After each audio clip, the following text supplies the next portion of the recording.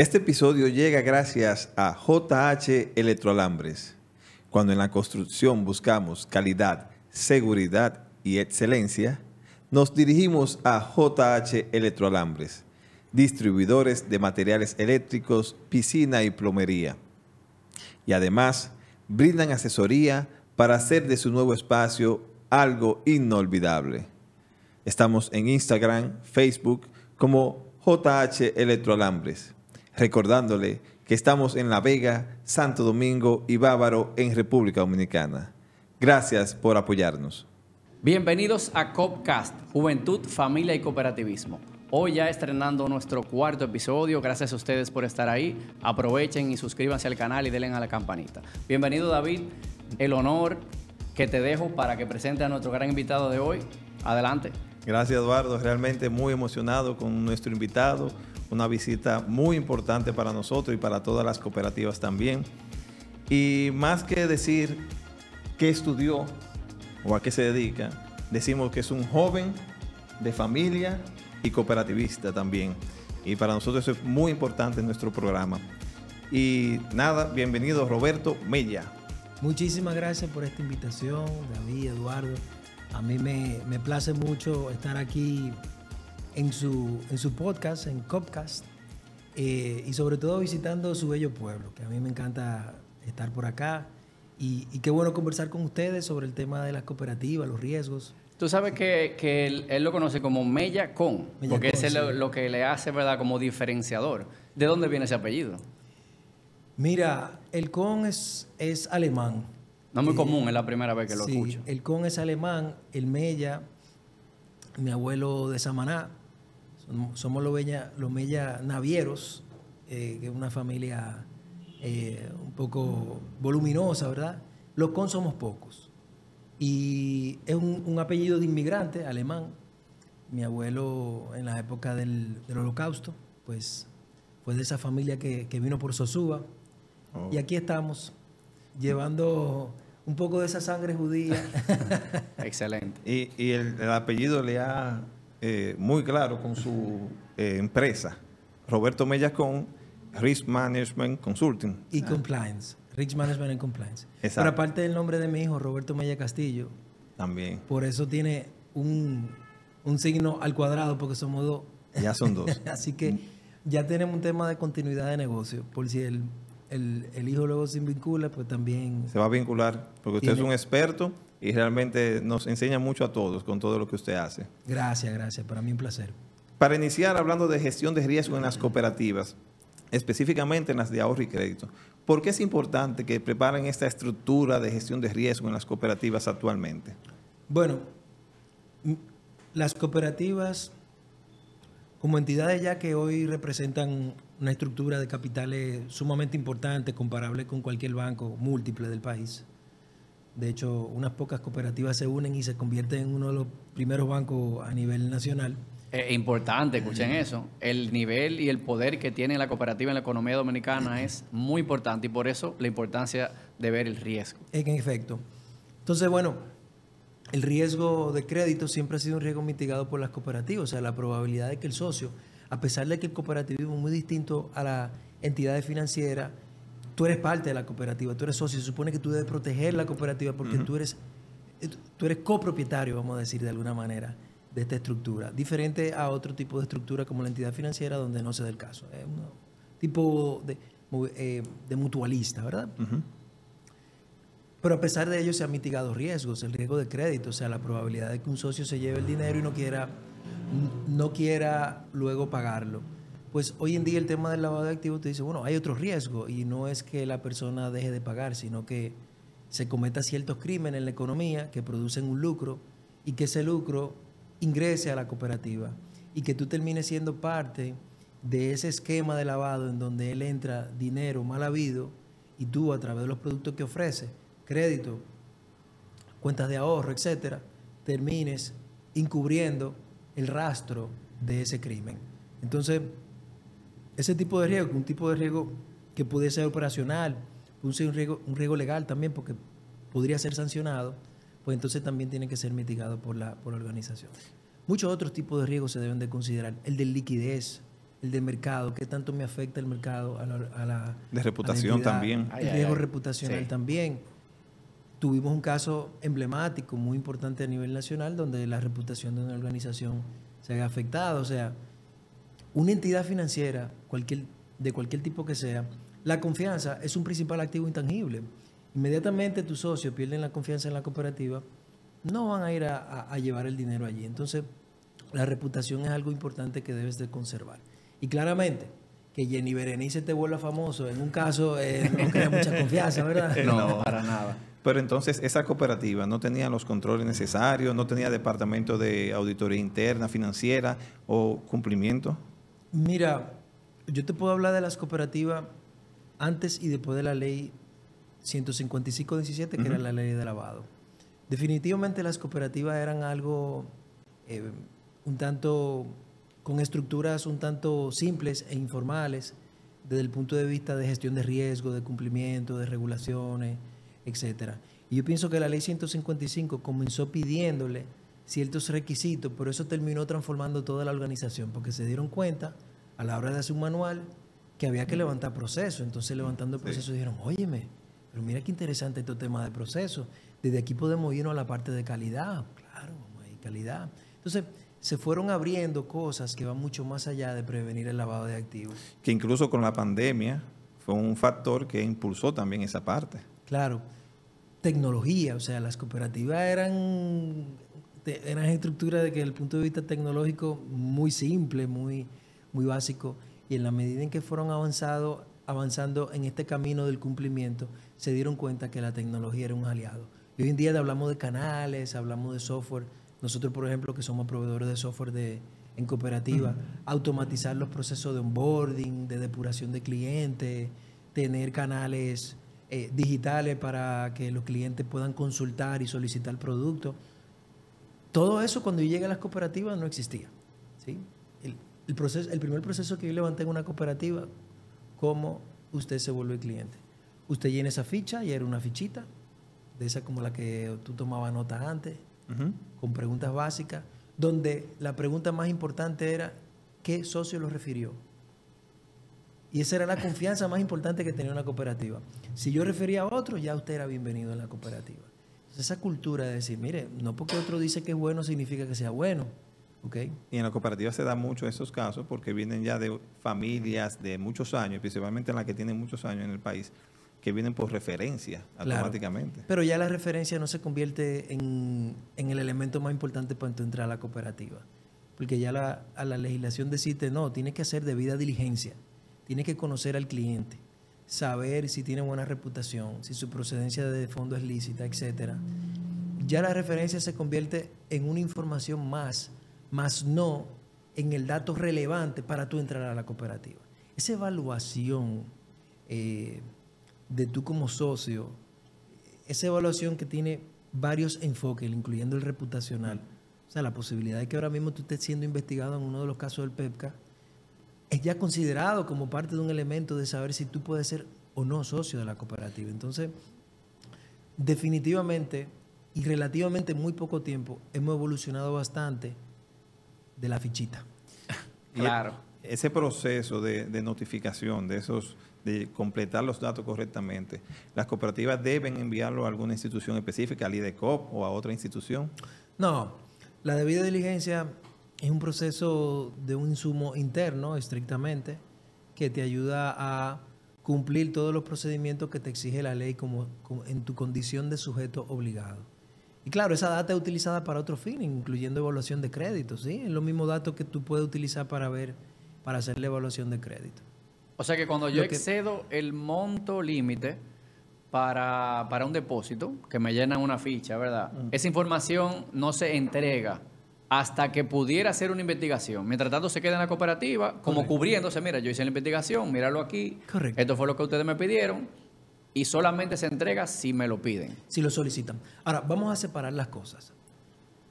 Hay una ficha, vamos a llamarle ficha, ¿verdad? Un formulario que usted debe llenar cuando entra a la cooperativa por primera vez. Sí. Ese es el formulario de conozca a su socio. Eso se lo llenan independientemente del monto, independiente del medio de pago, del producto. Eso debe de ser completado para todos los socios de la cooperativa. Punto.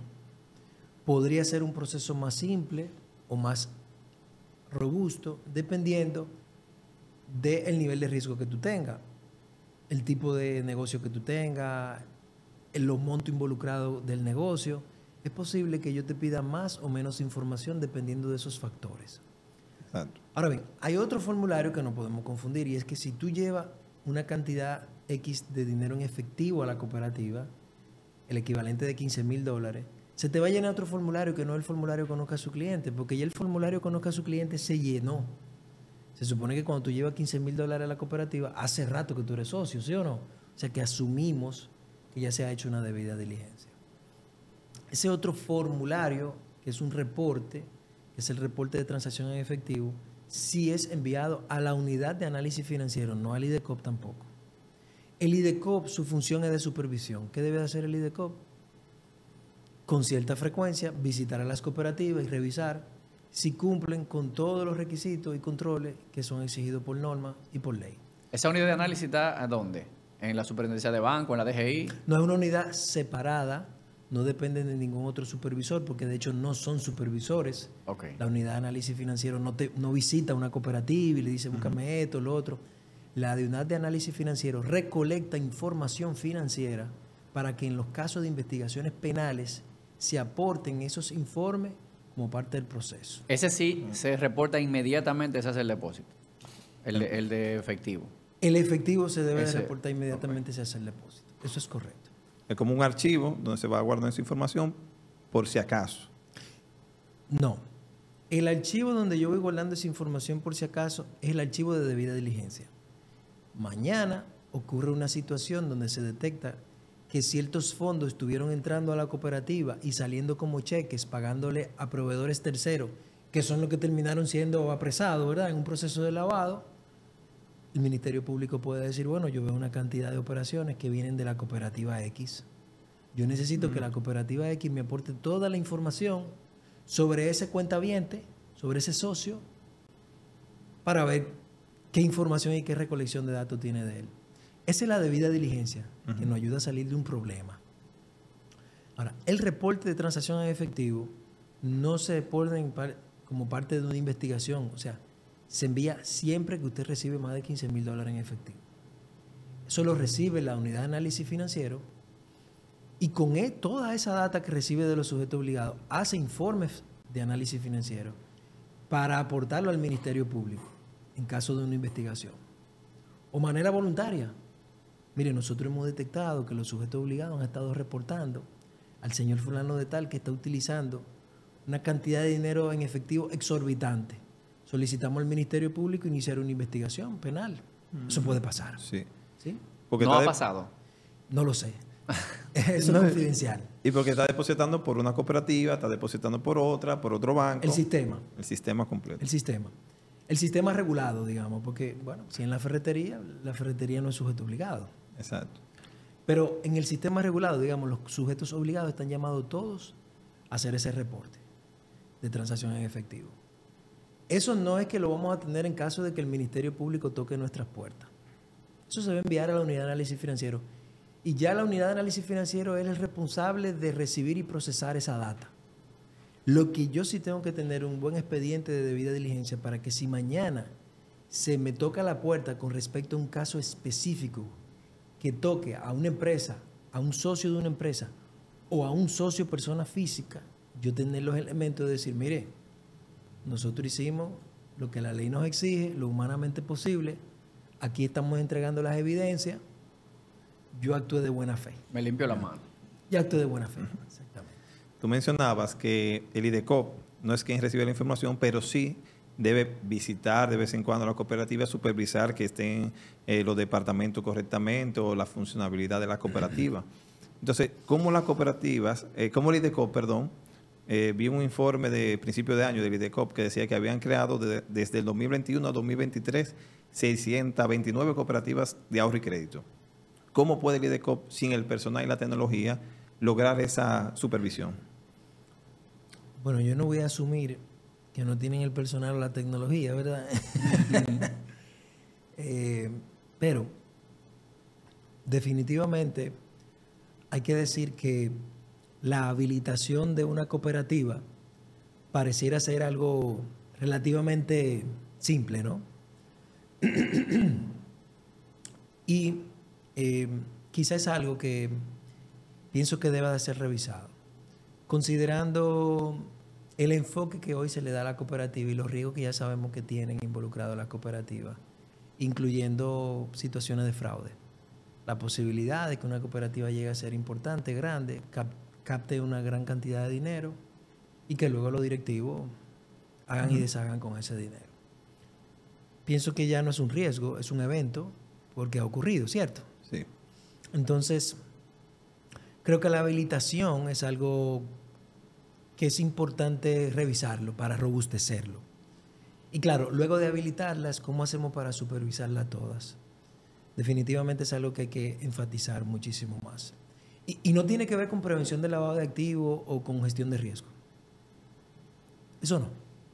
Estamos hablando de auditorías financieras. Auditores financieros que visiten esa cooperativa y revisen los movimientos, los flujos de efectivo, las garantías, que revisen cómo se están haciendo los desembolsos de cheque, los préstamos, todo eso. Esto no tiene un enfoque de que el área de prevención va a ir a ver cómo tú estás conociendo al cliente, o ahora el nuevo enfoque basado en riesgo para ver cómo tú estás detectando el riesgo. Eso no evita un caso como el que tuvimos. Eso no lo evita. Lo evita una supervisión financiera profunda, in situ, y una reglamentación de gobierno corporativo.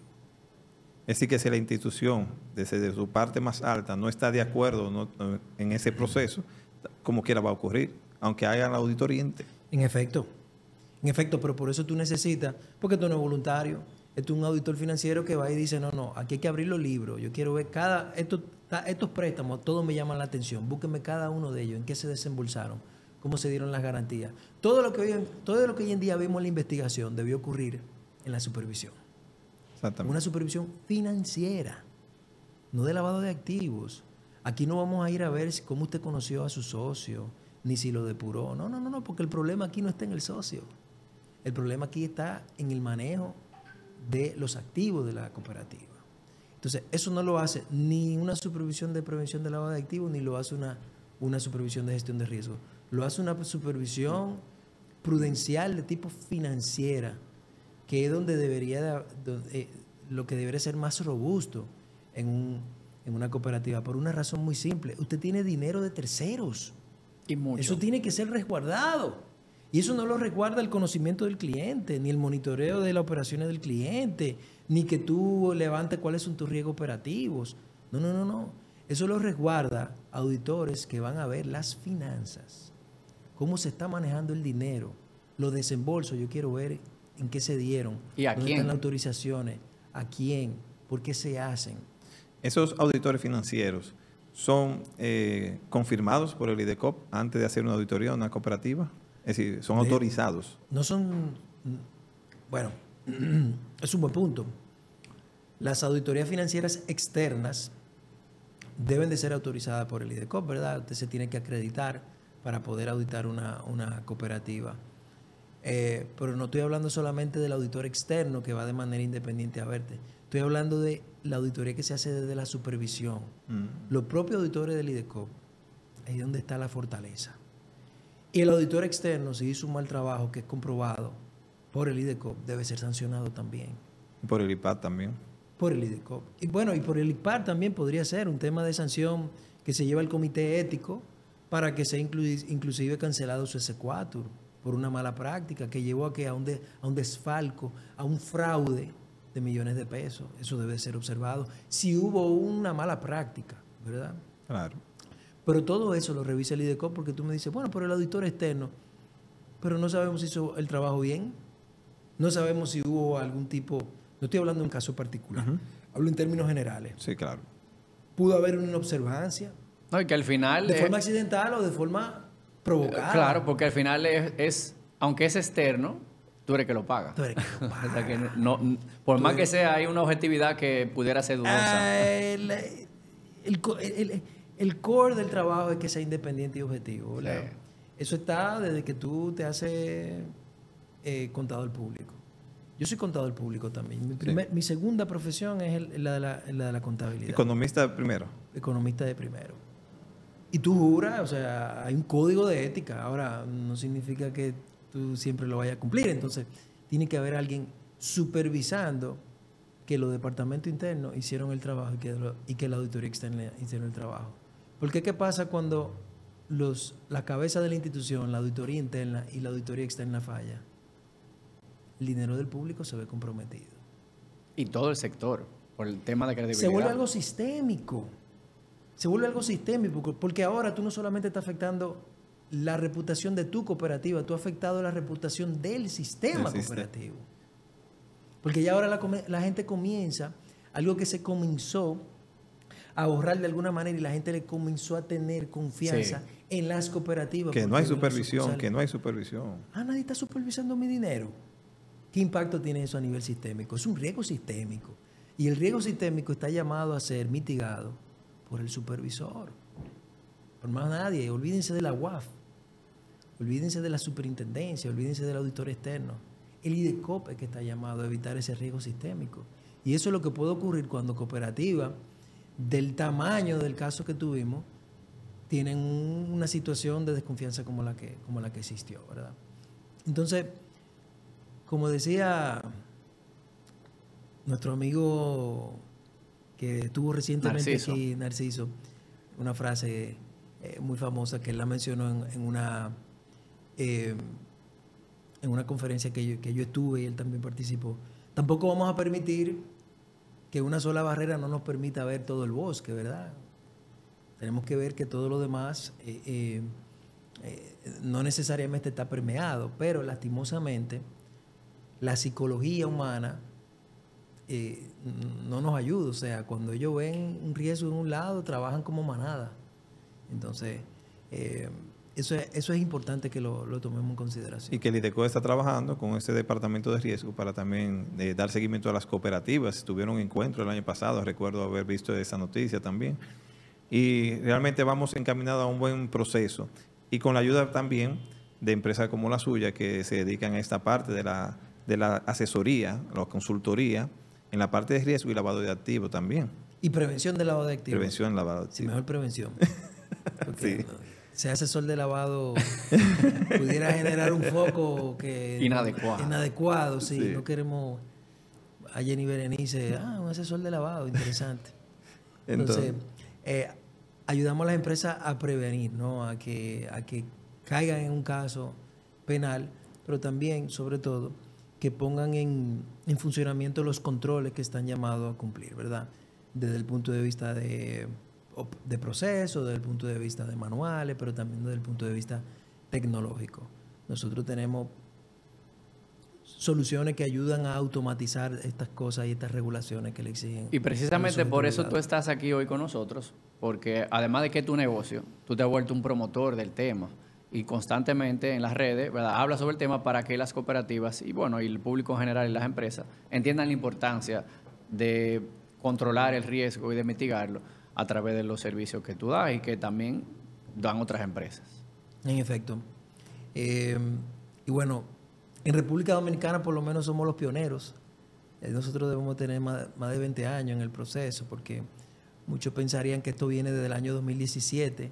En el año 2017 fue que a ustedes se le incluyó y comenzó todo el proceso. Pero la primera ley es del 2002. Pero antes de la ley existían requisitos antilavado, cuando aquí ni siquiera había ley, que venían por la ley patriótica y la ley de secreto bancario de los Estados Unidos, en donde se le exigían aquí a los agentes de cambio, a los remesadores y posteriormente a la banca, ciertos requisitos antilavados sin haber ni siquiera una ley. O sea, aquí se está cumpliendo con temas de prevención de lavado de activos antes de existir una ley local en el 2002. Porque los corresponsales te decían, mira, si tú no cumples eso, yo no te abro la cuenta. Está haciendo transferencias a Estados Unidos o cualquier otro país. Ni te hago transferencias, ni te pago la remesa. Completamente. Te bloqueo. Tiene completamente la información. Eso existía antes de haber una ley en República Dominicana. Estamos hablando del caso de la Torre Gemela. Desde la Torre Gemela nosotros venimos viendo todas estas cosas, cómo se van formando y cómo van tomando forma. Entonces la ley que fue de prevención de lavado de activos fue en el 17, ¿verdad? Pero la ley de las cooperativas, entonces, no contemplan nada de prevención de lavado de activos, que data del 60 y pico. Es una ley muy vieja que de hecho hay que revisarla. Tiene un reglamento mucho más reciente, pero no existía la ley 155-17 en ese entonces. Quien regula el tema de prevención del lavado de activos en las cooperativas es la ley 155 y las normas sectoriales del IDECOP y las ordenanzas que ha ido emitiendo el IDECOP. Esas son las que se convierten en el referente para todo esto. Para todo lo demás está su ley y su reglamento de aplicación, que debe de ser revisado. Porque es que ya ese enfoque poético del cooperativismo, de que nos juntamos un grupo y que un grupo de la comunidad nombra al doctor, que es la persona de mayor confianza, ¿verdad? Ese cooperativismo estrictamente social. Eso ya no es tan así. O sea, las cooperativas son estructuras enormes que no solamente se circunscriben bueno, hay algunas que sí, pero evaluando el cooperativismo en su contexto muy general, ya estamos hablando de estructura con multiplicidad de sucursales, con muchísimos tipos de productos que ofrecen servicios más allá de la comunidad que lo crea. O sea, estamos hablando de instituciones prácticamente que compiten con el propio sector, la banca tradicional. Entonces, la ley se creó como con esa poesía de lo bonito, de vamos a reunirnos nosotros 10 porque somos ganaderos y juntos podemos más, y reunimos el dinero y así hacemos una sola compra, o juntamos el dinero en un solo lugar para hacer una inversión y que eso nos deje una rentabilidad y lo distribuimos. Está bien. Es el cooperativismo, ¿verdad? Pero ya sabemos que son estructuras que no están circunscritos en ese espacio. Ya estamos hablando de una mega. Ya no son cerradas, son más abiertas. Son abiertas. Entonces, la ley hay que adaptarla para eso, pero también para los nuevos riesgos. Tenemos cibercrimen, o sea, ¿cómo protegemos a las cooperativas de que todos esos datos se los robe un cibercriminal y haga otro tipo de crímenes con esa información? Crear regulaciones que le obliguen a las cooperativas a tener ciertos requisitos de seguridad de información, por ejemplo. Eso no lo tenemos. Entonces, el crimen, los riesgos van evolucionando, las regulaciones tienen que seguirle atrás para obligar. Y no voy a decir que todas no cumplen, muchas cumplen con muchísimo. El tema es que ahí se da la desventaja comercial. Yo cumplo muchísimo, pero fulana no, mis costos no son iguales que ella. Entonces aquí toditos debemos de jugar en el mismo terreno. Sí, porque se ha trabajado mucho la autorregulación. Y las grandes la han ido haciendo de manera, ¿verdad?, por deseo propio, pero no, como tú dices, no porque haya alguien exigiéndoselo. Entonces ya, por eso nosotros estamos promoviendo que ya de este año no pasemos en tener una nueva regulación, que se creen las instituciones que se necesiten, que se le dé el presupuesto necesario para que haya una verdadera supervisión para evitar, como tú dices, que ya esas auditorías financieras se hagan con frecuencia y no cuando venga el problema. Sí, y yo no diría que no hay una auditoría, no tengo base para decirlo, pero robustecerla yo pienso que es algo que queda en la percepción de casi todos los escenarios en donde he conversado sobre eso. Creo que el tema está en seguirla robusteciendo, ¿no? Y especializarlas. Saliendo un poco del tema, Roberto, quisiera que tú comentes un poco sobre tu proyecto de reforestación. Lo voy a tocar porque nosotros trabajamos también con la parte de medio ambiente, como las cooperativas como tal, y queremos también promover esta parte junto contigo por el programa que tienes en tu empresa. Muchas gracias. Me sorprende que me preguntes sobre nuestro programa de responsabilidad social. Mira, nosotros como parte de RMC, como eje principal de responsabilidad social, yo combiné lo que es una preocupación con mi hobby y mi pasión, que es la bicicleta. Específicamente el MTB, la bicicleta de montaña. Y básicamente formamos Rueda Verde. Y Rueda Verde es un programa que lo que hace es convocar a la comunidad de ciclistas y realizar actividades de reforestación, pero también de limpieza de playas. De hecho, tenemos algunas conversaciones iniciadas con algunas cooperativas para hacer reforestaciones cerradas para esas cooperativas. O sea, que la cooperativa sea quien genere la logística y nosotros hacemos la convocatoria y juntamos los ciclistas. Y combina varias cosas, no solamente la actividad de voluntariado, sino también una experiencia. Es decir, la idea no es ir sembrar la matita, sino hacer una ruta bonita, digamos que, por decir algo, no sé, aquí en La Vega, vamos a conocer las montañas de La Vega. Guayguí. Exacto, por ejemplo. Entonces, llevamos a las personas por allí, hacemos un recorrido, en un lugar nos paramos. ¿Tú sabes, Eduardo? Sí, ya eso lo estamos... De hidratación. Ya yo lo estoy viendo la ruta. Tener unos carbohidratos, tener unos guineos, una cosa. Allí compartimos, nos conocemos, seguimos rodando y terminamos la reforestación. Entonces, no solamente estamos aportando a lo mucho que le debemos al planeta, porque mucho que le hemos robado, estamos creando un ambiente de familia, ¿sí? De comunidad, de conocernos, pero de conocer también la zona. O sea, tú estás trayendo personas de otras localidades y están conociendo La Vega. O sea, no solamente tenemos el carnaval, aquí no solamente se da fundazo, ¿verdad? O sea, ¿verdad? Tenemos ofertas de montaña muy interesantes. Entonces, el ecoturismo, todo eso. Entonces, hay algo que va evolucionando más allá de la reforestación. Pero nosotros claramente nos medimos por la cantidad de árboles que estamos sembrando.